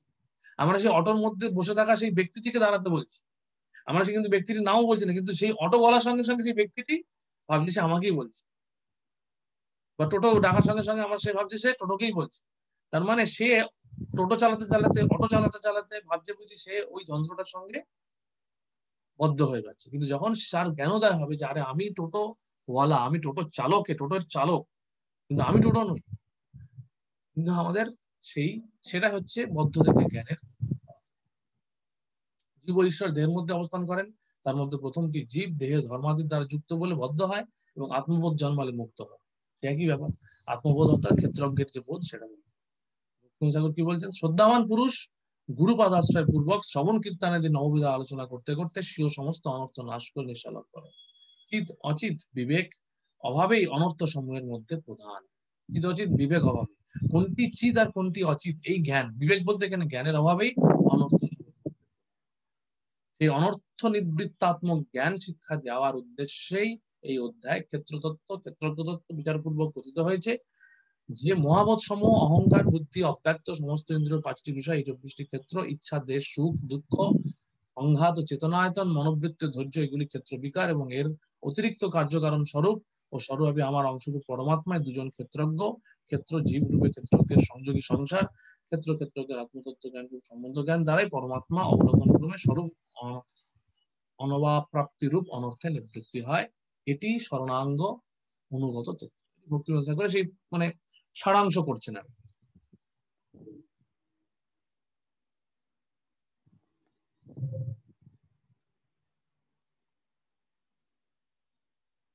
ও আচ্ছা আচ্ছা, এখানে পেজটা শেয়ার হয়নি, আচ্ছা সরি। হ্যাঁ, আমি এই গীতা প্রবাহ থেকে পড়ছিলাম যে এখানে, এবং প্রভুপাদের তাৎপর্যটা প্রভুপাদ তার আহ শেষ শ্লোকে সংক্ষেপে তার সারমর্ম দিয়েছে, যে তদৃশ মূল কথা হচ্ছে ক্ষেত্রজ্ঞের পার্থক্য, পরমাত্মার মধ্যে পার্থক্য সম্বন্ধে অবগত। এবং এটি সম্ভব কিভাবে, এটা আমরা নিজেরা একা একা ঘরে বসে এই অধ্যায়টি পড়ার মাধ্যমে আমরা পারবো না বুঝতে। আমরা তত্ত্বগতভাবে বুঝতে পারবো, তাত্ত্বিক বিষয়গুলি বুঝতে পারবো, কিন্তু আমাদের উপলব্ধি করতে হবে কি হবে, যখন আমরা সদ্গুরুর তত্ত্বাবধানে এটি অনুশীলন করব, তখন আমাদের মধ্যে এই জ্ঞানের প্রবেশ করবে, দিব্য জ্ঞান হৃদয় প্রকাশিত। এরপর চতুর্দশ অধ্যায়ের সংগতিটা আমরা প্রথম দেখবো। অধ্যায় সংগতি হচ্ছে ত্রয়োদশ অধ্যায় প্রকৃতি পুরুষের বর্ণনা করে ভগবান শ্রীকৃষ্ণ বলেছেন, জরা প্রকৃতিতে অবস্থিত হয়ে জীব প্রকৃতিজাত গুণ সমূহ ভোগ করে, যেটা আমি বললাম। পুরুষ ও প্রকৃতিস্থ হে ভুংতে প্রকৃতি জান গুণান কারণ গুণ সংঘর্ষ সদসৎ জনি জন্মসু। প্রকৃতির এই শ্লোকটি আমাদের তাদের মুখস্থ করতে হবে শ্লোক পরীক্ষায়। এই শ্লোকটি এবং পরমাত্মার সংজ্ঞা, যেটা উপদ্রষ্টা অনুমন্তা চ ভর্তা ভোক্তা মহেশ্বর পরমাত্মা ইতি চাপি উত্তম দেহে অস্মিন পুরুষ। এই দুটি শ্লোক হচ্ছে প্রধান বিষয়। তাহলে এখানে প্রকৃতি, এখানে সেই যে বলছেন যে কারণ ও গুণ সংঘর্ষ, এতক্ষণ এখানে তো প্রকৃতি পুরুষ বিবেক যোগ বলে গেলেন, যে প্রকৃতি পুরুষ বিবেক যোগ মানে পুরুষ হচ্ছে কিভাবে প্রকৃতির প্রভাবে পুরুষের মধ্যে ভোক্তৃভাব বা ভোগ করার প্রবণতা জেগে উঠছে, সেটি কিভাবে হচ্ছে জড়া প্রকৃতিতে অবস্থায় জীব প্রকৃতিজাত গুণসমূহ ভোগ করে, সেই জন্য সে ভোগ সেই জন্য তাকে পুরুষ বলা হচ্ছে। যে প্রকৃতির গুণে সংঘর্ষে তার সদস্য জনি সমূহ জন্ম হয়, সদস্য জনু সমূহে জন্ম হয়, বিভিন্ন জনিতে সে মানে নিক্ষিপ্ত হয়, প্রকৃতির দ্বারা সে হ্যাঁ বাধ্য হয় বিভিন্ন জনিতে জন্মগ্রহণ করতে, কারণ সে গুণসঙ্গ করে ফেলেছে এবং গুণসমূহকে ভোগ করার বাসনা তার মধ্যে জাগরিত হয়ে আছে। এই জন্য এখন এই চতুর্দশ অধ্যায়ে তিনি প্রকৃতির এই গুণসমূহ কি কি গুণের সঙ্গ, কি প্রকার, কোন গুণের সঙ্গ ফলে কি ফল হয়, গুণযুক্ত ব্যক্তি লক্ষণই বা কি রূপে বা গুণসমূহ হতে মুক্তি লাভ করা যায়, তার ব্যাখ্যা এখানে এই অধ্যায় হচ্ছে। এই অধ্যায়ের নাম কি? গুণত্রয় বিভাগ যোগ। এই বিভিন্ন যে গুণত্রয়, বিভিন্ন প্রকার যে গুণের, 3 প্রকার গুণত্রয়, অর্থাৎ 3টি গুণ আছে, এই 3টি গুণের বিষয় এখানে ভগবান আলোচনা করছেন। এবং এই 3টি গুণের বিষয়ে আলোচনা করার সংগতিটা ওইটাই যে আমরা এতক্ষণ বললাম যে হ্যাঁ প্রকৃতি আমাদের কার্য করছে, প্রকৃতি হচ্ছে, আমরা কর্তা নই, প্রকৃতির দ্বারা আমরা কাজ করছি, কার্যকলাপ পরিচালিত হচ্ছে, কিন্তু কিভাবে কিভাবে আমরা হচ্ছে কারণ গুণ সংকর, এই যে কারণ গুণ সংকরটা কিভাবে হচ্ছে, সেই আমরা 1 থেকে 4 নম্বর শ্লোকটা আলোচনা করে আজকে শেষ করবো আমরা। তাহলে বদ্ধ জীবের 1 থেকে 4 হচ্ছে বদ্ধ জীবের মুক্ত ও বদ্ধ অবস্থা। শ্লোক 5 থেকে 9 হচ্ছে গুণ সমূহের দ্বারা শুদ্ধ জীবাত্মার বন্ধন। শ্লোক 10 থেকে 13 হচ্ছে কোন বিশেষ গুণের প্রাবল্য। শ্লোক 14 থেকে 18 হচ্ছে গুণাধীন ব্যক্তির কর্ম ও মৃত্যু। আর শ্লোক 19 থেকে 27 হচ্ছে গুণ সমূহকে অতিক্রমণ। শ্লোক 1 থেকে 4 হচ্ছে বদ্ধ জীবের মুক্ত ও বদ্ধ অবস্থা। প্রথম দুটি শ্লোকে এই অধ্যায়ের আলোচ্য বিষয়ের প্রশংসা করে শ্রী ভগবান শ্রোতার মনোযোগ আকর্ষণ করছেন। এই বিষয়টি মানে ভগবান বারবার করেছেন। 7 নম্বর অধ্যায়তেও শ্রবণের গুরুত্ব আলোচনা করেছেন। সর্বোত্তম জ্ঞান এখানে 1 এবং 2 আমরা এবার দেখবো।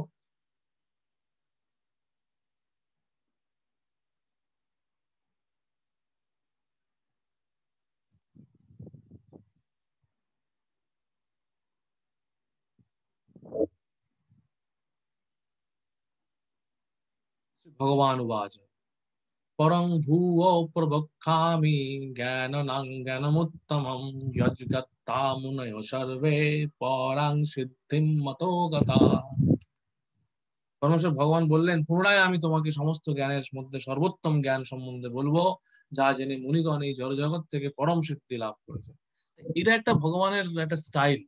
যখনই ভগবান বলা শুরু করেন, বলার আগে ভগবান একটা অ্যাডভার্টাইজমেন্ট করেন, বিজ্ঞাপন দিচ্ছেন যে আমি যেটা বলতে চলেছি সেটা হচ্ছে সবচেয়ে গুরুত্বপূর্ণ জ্ঞান। প্রতিবারই কিন্তু ভগবান প্রত্যেকটা অধ্যায়ে এরকম বলতে বলতে আসছে। হ্যাঁ, এর উদ্দেশ্য হচ্ছে যে আমরা আমাদের শ্রবণের প্রতি আকর্ষণ তৈরি করছি। কারণ আমরা যদি এই এই আকর্ষণটা কোনোভাবে তৈরি করে ফেলতে পারি, তাহলে আমাদের মধ্যে জ্ঞানের। সুতরাং এখানে এই এই অধ্যায়ের মহিমা কীর্তন করছেন, যে বিষয়টি এখানে বলা হচ্ছে সেই বিষয়ের মহিমা এখানে ব্যক্ত করছেন এবং শ্রবণের গুরুত্ব এখানে বলা হচ্ছে। এখানে কি বলছেন, ইদম জ্ঞানম উপাশ্রিত মম সাধর্মম আগতা স্বর্গে পিনা উপাজয়ন্তে প্রলয়ে ন ব্যথয়ন্তি চে।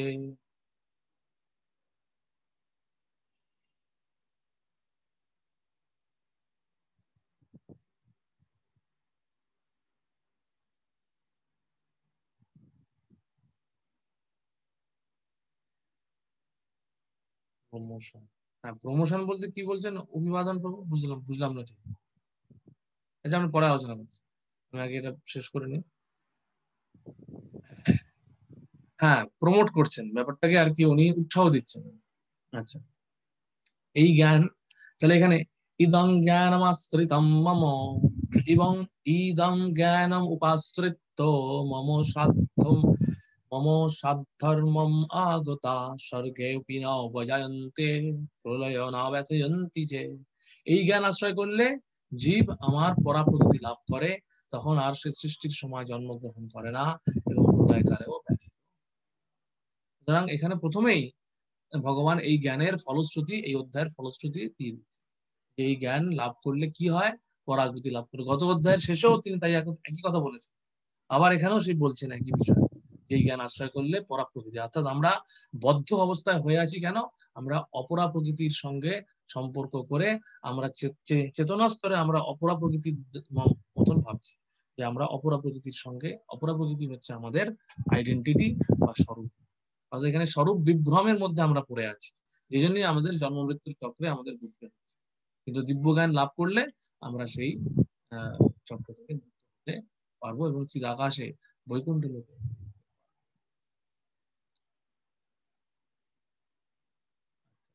লোক। এখানে সর্বোত্তম জ্ঞানের কথা বলা হচ্ছে, এবং যার জ্ঞান লাভ করলে আমরা এই সৃষ্টির সময় আর আমাদের জন্মগ্রহণ করতে হবে না, অর্থাৎ আমাদের আবার সেই মহাবিষ্ণুর দেহে গিয়ে ঘুমিয়ে থাকতে হবে না কোটি কোটি বছর ধরে। হ্যাঁ, প্রভুপাদ বলছেন যে আমরা যদি একটু অসাবধান হই, কিন্তু এখানে বুঝতে হবে যে এই এই এই আধ্যাত্মিক জগৎ, আধ্যাত্মিক জীবন, সেই খুরের ধারের মতন। হ্যাঁ, সেই খুরের ধারের মতন, কারণ কি আমরা যদি একটু অসাবধান হই, কারণ জড়া প্রকৃতি, হ্যাঁ মানে ভগবানের যেহেতু দৈবী হেস্যা গুণময়ী মহামায়া দূরত্ব প্রচন্ড কঠিন, আমাদের শরণাগতি থেকে আমরা একটু বিচ্যুত হই, তাহলে কিন্তু আমাদের সেই আবার লক্ষ লক্ষ কোটি বছরের অপেক্ষা, আমাদের সেই সৃষ্টি, আমরা সে আবার জড়জগতে পতিত হব এবং প্রলয়কালে আমরা সেই আমরা মহাবিষ্ণুর শরীরে আমরা বদ্ধ হয়ে আমরা আমরা আমরা আমরা ঘুমিয়ে থাকবো, এবং ঘুমিয়ে থাকা মানে লক্ষ লক্ষ কোটি বছর পর আবার আমাদের আমাদের আমাদের এই জড়জগতে আবার আমাদের কার্য শুরু করতে হবে। তো এখানে ভগবান সেটা বলছেন যে আমরা যদি এই জ্ঞান আশ্রয় করি, অত্যন্ত গুরুত্বপূর্ণ এই বিষয়টা, যে এই জ্ঞান আশ্রয় করলে আমাদের এই লাভটা যদি আমাদের মনে থাকে, যে আমরা কি লাভ করব, যে আমরা এই যে বারবার এই ভুত্তা ভুত্তা প্রলিহতে যে ঘটছে, সৃষ্টি হচ্ছে, ধ্বংস হচ্ছে, আমাদের বারবার এই জড়া প্রকৃতির কবলে পড়তে হচ্ছে, নিক্ষিপ্ত হতে হচ্ছে আমাদের ইচ্ছার বিরুদ্ধে, হ্যাঁ শুকরের দেহে নিক্ষিপ্ত হতে হচ্ছে, আমাদের ইন্দ্র থেকে ইন্দ্রকোপ, এই এই এইভাবে আমাদের সেই নাগরদোলার মতো আমাদের ঘোরাচ্ছে প্রকৃতি। এই থেকে মুক্ত হওয়ার একমাত্র উপায় হচ্ছে এই জ্ঞানকে আশ্রয় করা। প্রথম দুটি শ্লোকে এরূপ আলোচ্য বিষয় প্রশংসার দ্বারা শ্রোতার মনোযোগ আকর্ষণ করে এখন ভগবান এই তৃতীয় শ্লোক থেকে এই জ্ঞান উপদেশ প্রদান করা শুরু করছেন। ভগবানের ইচ্ছাক্রমেই যে প্রকৃতি পুরুষের দ্বারা সকল জীব সৃষ্টি হয় সে বিষয় অর্থাৎ তাদের সৃষ্টির কারণ বলছে। প্রকৃতির গর্ভে ভগবানের গর্ভাধান, এখানে একটি গুরুত্বপূর্ণ বিষয় বলছেন যে আমরা ভাবি যে প্রকৃতি হচ্ছে সবকিছু, প্রকৃতি থেকেই সবকিছু হচ্ছে। আমরা বলি, যদি আমরা বলি মাদার নেচার বলি, প্রকৃতিকে মায়ের সঙ্গে আমরা ভাবি, কিন্তু তারপরেও কিন্তু আমরা ভাবি যে প্রকৃতি থেকে সবকিছু ন্যাচারালি হচ্ছে, স্বাভাবিকভাবে সবকিছু হচ্ছে, অটোমেটিক্যালি সবকিছু করছে। হ্যাঁ, কিন্তু আমাদের বুঝতে হবে যে এই যে স্বাভাবিকভাবে সবকিছু ঘটছে তার মানে এটা নয় যে এর পেছনে একজন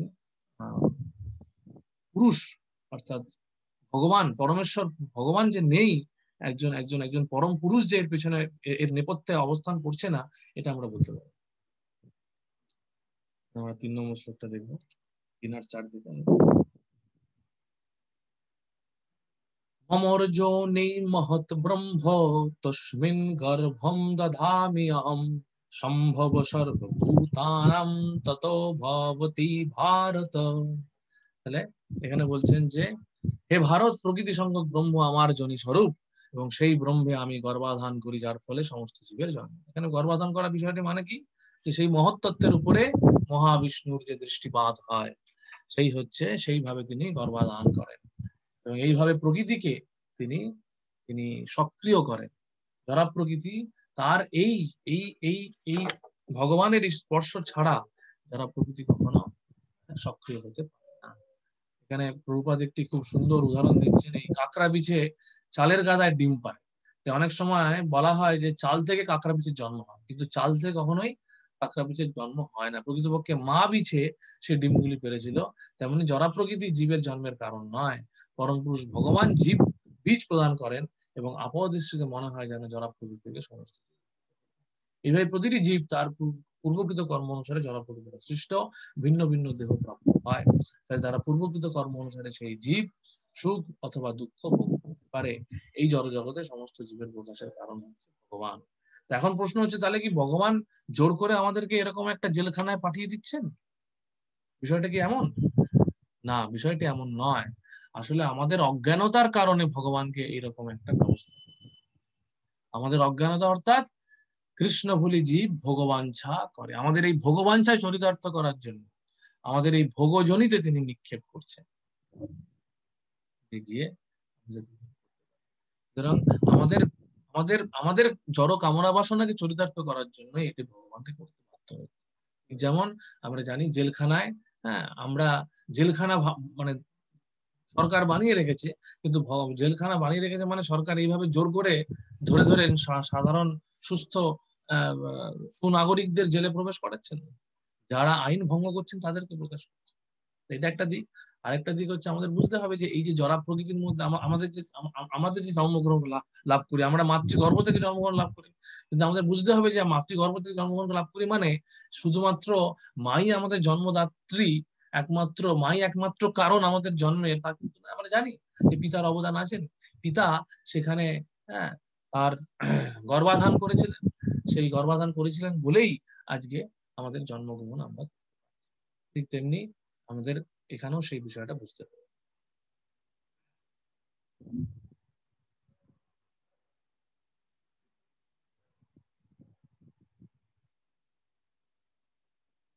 হ্যাঁ, আমরা পূর্বকৃত তপন প্রভু প্রশ্ন করছেন যে আমাদের পূর্বকৃত কর্মের ফলে কি আমরা এই জগতে দুঃখ দুর্দশা ভোগ করছি? হ্যাঁ, পূর্বকৃত কর্ম বলতে আমাদের অনাদি কর্ম ফলে পরিভবার নবজলে তরিবারে না দেখি। তার মানে হচ্ছে আমাদের এই যে কর্মের ইতিহাস আমরা জানি, কবে যে আমরা কোন মুহূর্তে হ্যাঁ যে আমরা ভগবান থেকে বিচ্ছিন্ন হয়ে ভগবানটা করেছিলাম, আর মায়া আমাদের ঝাপটিয়া ধরে রেখেছে, সেই ইতিহাস আমরা জানি। যেন অনাদি কর্মফল, ফলের ফলে আমাদের দুঃখ। অনাদি কর্মফল মানে সে অনাদিকাল থেকে আমরা ভগবানের থেকে আলাদা হয়ে ভোগ করার চেষ্টা করে যাচ্ছি, কিন্তু আমরা জানি না, যে বুঝতে পারি না যে ভগবানই হচ্ছে প্রকৃত ভোক্তা, আমরা হচ্ছে উপভোক্তা। এই যে যেরকম উপভোক্তা মানে আমরা যেরকম জানি যে কোনো জিনিস যখন কেউ তৈরি করে, কোনো জিনিস যখন তৈরি করে প্রস্তুতকারক, যিনি আর কি সেই বস্তুটি উৎপন্ন করছেন, তিনি হচ্ছেন ভোক্তা, তিনি হচ্ছেন প্রকৃত ভোক্তা। এই জন্য সেই বস্তুটি যখন আমরা ক্রয় করছি তখন আমরা উপভোক্তা হচ্ছি। উপভোক্তা মানে আমরা সেই প্রস্তুতকারক যে মালিক তার কাছ থেকে আমরা ক্রয় করছি। এই যে দোকানে এই যে বলা হয় যে না ক্রেতাদের বলা হয় যে যারা ক্রেতা, ক্রেতাদের কি বলা হচ্ছে? উপভোক্তা বলা হচ্ছে। কেন?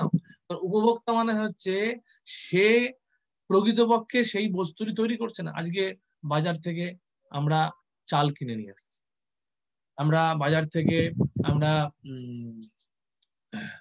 বিভিন্ন বস্তু বলা যেতে পারে,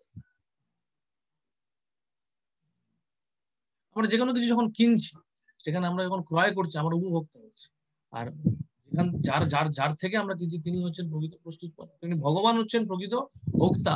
আমরা যখন ভগবানের সঙ্গে সম্পর্কিত হব, ভগবানের সঙ্গে যখন আমরা আমরা হারমোনাইজ হব, যাকে বলা হয় যে আমরা যখন ভগবানের সঙ্গে নিজেদেরকে মিলিয়ে নেব। হারমোনাইজ বলতে বাংলা কি হতে পারে? যে আমাদের আমরা যখন সেই ভগবানের সঙ্গে যখন আমরা তাল মেলাবো সঠিক, তখনই কিন্তু প্রকৃতপক্ষে আমরা হতে পারব। না হলে আমাদের এই দুঃখ দুর্দশা ভোগ করতে হবে। আমরা আমরা ভগবান থেকে পৃথকভাবে ভোক্তা হতে। শ্লোক ৪, সর্বযৌনিষু কৌন্তেয় মূর্তয় সম্ভবন্তি যা তাসা অং ব্রহ্ম মহজ্জৌনির অহং বীজ প্রদা পিতা। অর্থাৎ এখানে ভগবান বলছেন ব্রহ্ম মহৎ তত্ত্ব হয় সবার জননী, আমি বীজপ্রদ পিতা জগৎ। এগন্তেও সকল জনতে যে সমস্ত মূর্তি প্রকাশিত হয়, ব্রহ্মরূপী জনি তাদের জননী স্বরূপা এবং আমি তাদের বীজ প্রদানকারী পিতা। এই একটি শ্লোকের দ্বারা আমরা জড় জগতের সম্পূর্ণ সৃষ্টি তত্ত্ব এখানে ভগবান বলে দিচ্ছে, কিভাবে সৃষ্টি হচ্ছে। তো এই সৃষ্টি তত্ত্ব জড় বিজ্ঞানীরা গ্রহণ করতে রাজি নয়। তারা বলছে সবকিছুই অটোমেটিক হয়েছে, বাই চান্স হয়েছে, হঠাৎ করে সৃষ্টি হয়েছে, এর কোনো স্রষ্টা নেই। সুতরাং কেবল এখানে সেই গর্ভাধান ভগবান প্রকৃতির গর্ভে ভগবানের গর্ভাধানের বিষয়ে বলা হলো। এরপরে কেবলমাত্র যে সৃষ্টির প্রারম্ভে ভগবান সর্বদের পিতা এবং প্রকৃতির মাতা তা নয়, বরং সর্বদাই। সুতরাং সৃষ্টির সময়কালে শুধুমাত্র পিতা মাতা হয়েছেন, পিতা এবং প্রকৃতির মাতা তা নয়, সব সর্বদাই। এখন তো সকল জনিতে যে সমস্ত মূর্তি প্রকাশিত হয় ব্রহ্মরূপী জনি তাদের জন্ম স্বরূপ এবং আমি তাদের বীজ প্রদানকারী পিতা।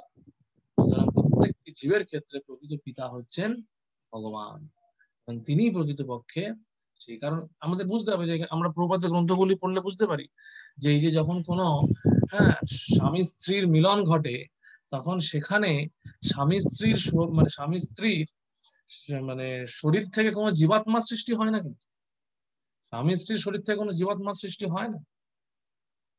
হ্যাঁ, সেখানে বুঝতে হবে যে পুরুষের শরীর থেকে হ্যাঁ যে যে বীর্য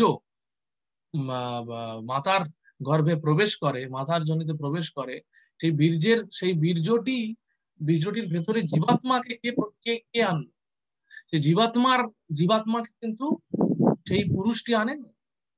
সেই জীবাত্মার মধ্যে সেই রেতকণার মধ্যে জীবকে প্রকৃতির ভগবানের নির্দেশনায় ব্যবস্থাপনায় প্রকৃতি স্থাপন করছে, ভগবানের নির্দেশনায় সেটি সম্পন্ন হচ্ছে। সুতরাং সেই দিক থেকে দেখতে গেলে প্রকৃত পিতা হচ্ছে ভগবান। এই বিষয়টা আমাদের বুঝতে হবে। তো আমরা আজকে এখানেই রাখছি। এবার কারো যদি কোনো প্রশ্ন থাকে প্রশ্ন করতে পারেন। আমরা মূল মূল বিষয়গুলির উপরে টাচ করলাম, সমস্ত বিষয়ের উপরে আমরা আলোকপাত করতে পারছি না এই অল্প পরিসরে। আচ্ছা, অভিবাদন প্রভু হাত তুলেছেন।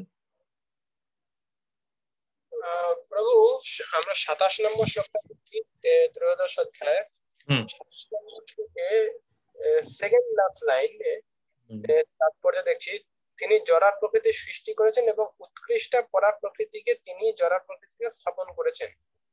হ্যাঁ, এই যে এই লাইনটা এখানে দেখাচ্ছে যে উৎকৃষ্ট পরার প্রকৃতি, তাহলে এখানে জীবের কথা বলা আছে, তাই কি? জীবের কথা বলা হচ্ছে, জীবের কথা বলা হচ্ছে। ঠিক আছে, হরে কৃষ্ণ। কৌশিক প্রভু বলুন।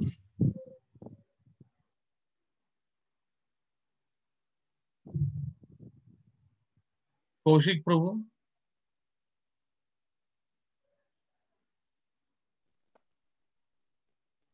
হরে কৃষ্ণ প্রভু, বলুন। ধন্যবাদ, প্রণাম প্রভু। ধন্যবাদ, প্রণাম। প্রভু, আপনি দেন তৃতীয় অধ্যায় যে অনুভব পাঠিয়েছেন, হ্যাঁ, তৃতীয় অনুটা, হ্যাঁ, ওই ওই অনুভাগটি পাঠিয়েছেন হচ্ছেন শ্রীপাদ পদ্মমুখ নিমাই প্রভু পাঠিয়েছেন। হ্যাঁ, বলুন।